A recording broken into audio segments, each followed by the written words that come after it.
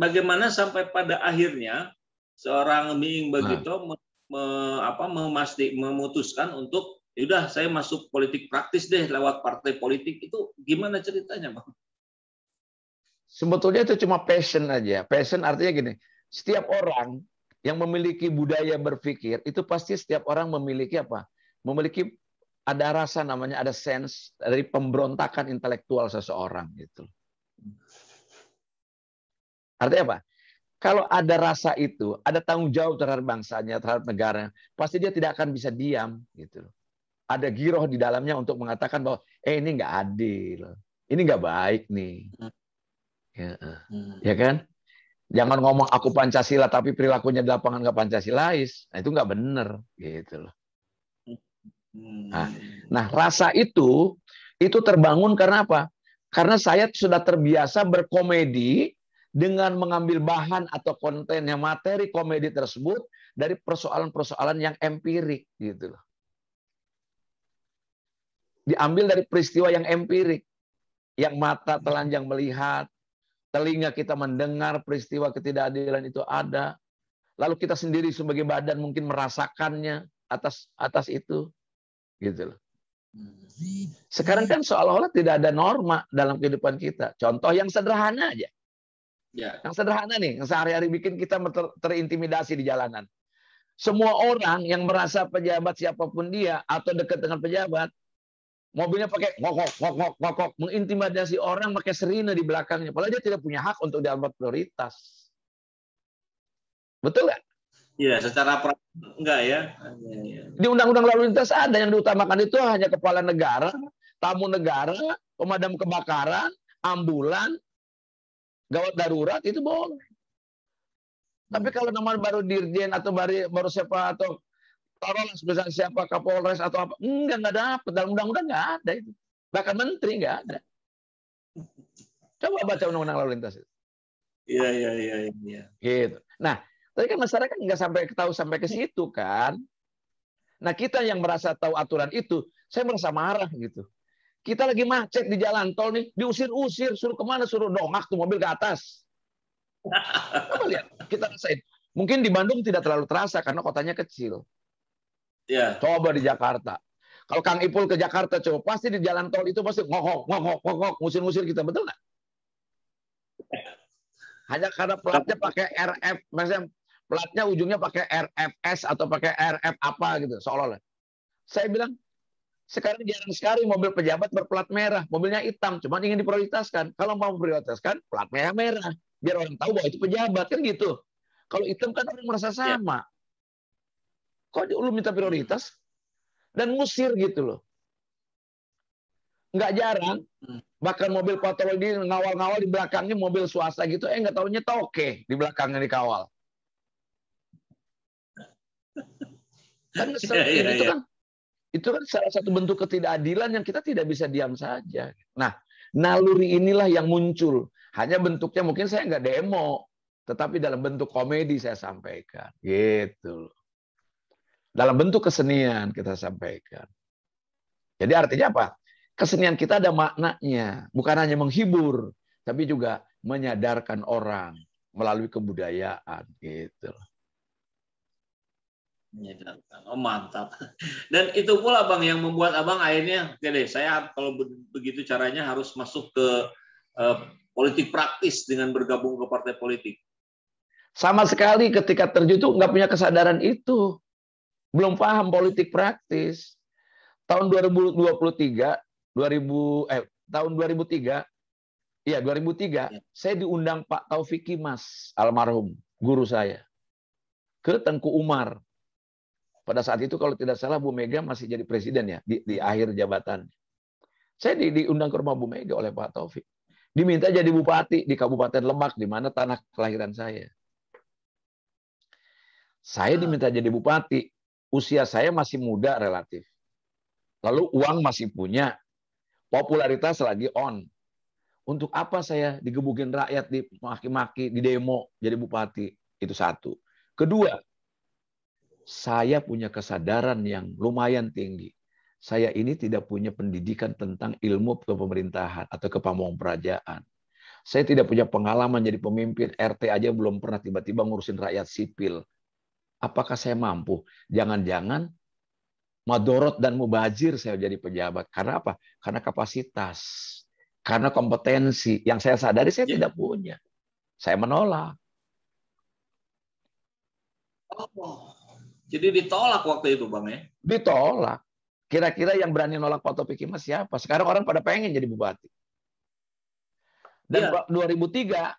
2003 itu belum pemilihan yang liberal seperti sekarang. Pemilihannya masih DPRD. Lebih mudah dikondisikan, Bang ya? Sangat. Dan pada saat itu PDIP adalah menguasai kursi di Kabupaten Lebak, di parlemen, di DPRD-nya. Sangat mungkin menang kan?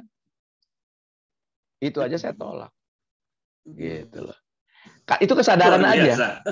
Kesadaran aja, kesadaran saya tidak akan sanggup deh jadi pemimpin umat atau pemimpin publik gitu dengan bekal hanya cuman popularitas bahwa Miing dikenal gitu. It's not enough menurut saya jadi pemimpin itu hanya karena dia populer kalau menurut saya gitu. Nah, tahun 2005 sekarang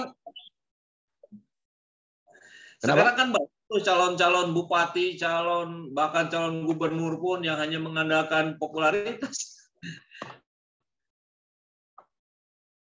Ya itu kalau ada Jakarta bilang itu bedanya gue sama lo. Oke. Nah, terkait sekarang itu, gini. Gimana, Bang? Anak bupati bisa jadi bupati lagi, istri bupati bisa jadi bupati kalau suaminya udah selesai 2 periode. Dan banyak kejadian di Banten pun demikian. Jadi bukan lagi persoalan yang terbaik yang harus memimpin, tapi yang terbanyak suaranya yang bisa memimpin. Ini masalah bukan masalah ringan buat umat, buat kemajuan bangsa nih. Gitu. Terbukti kok. Konsekuensi logis dari proses demokrasi yang kita pilih kan, Bang? Suara terbanyak maksudnya. Ya itulah. Coba kita kontrol. Ini kan sumber petakannya kan di amandemen dong. Di amandemen Undang-Undang Dasar 45. 4 kali amandemen itu coba kita tarik konsiderannya dengan Pancasila. Kita connect nggak? Kerakyatan yang dipimpin oleh hikmah kebijaksanaan dalam permusyawaratan perwakilan. Dianggapnya kalau DPRD yang memilih itu tidak demokratis. Padahal DPRD juga dipilih rakyat. Itu demokratis juga. Itu Pancasila. Tapi kalau one man one vote sekarang apakah Pancasilais? Kan tidak sebetulnya. Ya kan? Ya. Kalau mau ditarik ke sana, betul nggak? Jadi akar masalahnya ada di amandemen sampai liberalisasi di kita, ekonomi liberal, kapitalisme. Itu kan bukan ekonomi yang sekarang berjalan kita nikmati. Kenapa kita susah? Karena gajah sama semut harus bertarung. Konglomerat dengan UKM harus bertarung. Akibat apa? Amandemen undang-undang tentang ekonomi bangsa kita. Jauh banget kita ngomong nih. Ternyata rakyatnya juga masih memilih kalau mereka disuap. Disogok dengan uang baru milih. Jadi bukan milih yang terbaik, bukan. Bukan soal kompetensi. Saya melihat gini, walaupun tidak seluruhnya, mohon maaf, rakyat Indonesia bisa disuap ya. Karena saya juga pernah ikut pemilu, ya masuk ke DPR, saya tanpa harus menyuap masyarakat, saya juga terpilih. Artinya banyak orang yang masih punya kesadaran untuk memilih orang yang dianggap baik menurut mereka gitu loh. Jadi kalaupun sekarang terlalu banyak kepala daerah yang miskin gagasan kalau menurut saya. Ya, kekuasaannya ingin tetap bersifat otonom karena otonomi daerah. Sahwatnya tetap otonom berkuasa, akan tetapi mentalnya masih mental sentralistik. Hanya ngandelin APBN tanpa mampu dia mengelola atau menjual daerahnya dengan segala potensinya. Kalau menurut saya lihat, kenapa? Karena miskinnya gagasan, miskinnya kreativitas, dan mindset yang belum berubah. Itu saya, Bang ya, bukan hanya di Banten saja kan? Ya, hampir situasi itu hampir terjadi di mana-mana kan? Ya, coba saja Bung Saiful Zaman bikin penelitian sebagai peneliti, seberapa jauh sih dari tahun 2000 kita setelah reformasi, setelah otonomi daerah diperlakukan, itu keberhasilan otonomi daerah itu berapa persen sih dari semua itu? Kan mayoritas kepala daerahnya dari mulai bupati, wali kota, dan gubernur itu masuk penjara kan? Ya. Betul ya? Gitu. Betul, betul. Ini menarik nih. Jadi saya mau ingetin juga tim nih. Nanti kita bikin survei. Survei Iya. bagaimana tingkat kepuasan warga setelah Otonomi. otonomi daerah ya. Atau Iya. minimal untuk subscribe kita lah ya di pos. Iya. Atau minimal gini lah. Apakah masyarakat di daerah itu paham bahwa dia itu sudah otonomi? Semua kekuasaannya ada di tangan bupati dan wali kota misalnya. Ya kan? Nah, apakah betul? Sekarang di survei jangan dibalik bahwa sejauh mana rakyat puas dengan kepemimpinan daerah. Sekarang kita tanya, balik bikin juga survei. Sejauh mana bupati dan wali kota punya kepuasan ketika dia memimpinnya? Ya pasti puas kalau dia. Mobil dibeliin, pakaian dibiayain, betul nggak? Rumah dikasih rumah, ya nggak? Iya. Gaji utuh nggak kepake. Benar. Kalau kepuasan, Iya. gitu, pasti puas. Sejauh mana Bapak 2 periode menjadi bupati ini, apakah merasa puas? Puas banget, gitu. Kalau bisa 3 periode gitu Bang ya. Tapi apakah dia merasa bahagia mensejahterakan rakyatnya atau tidak?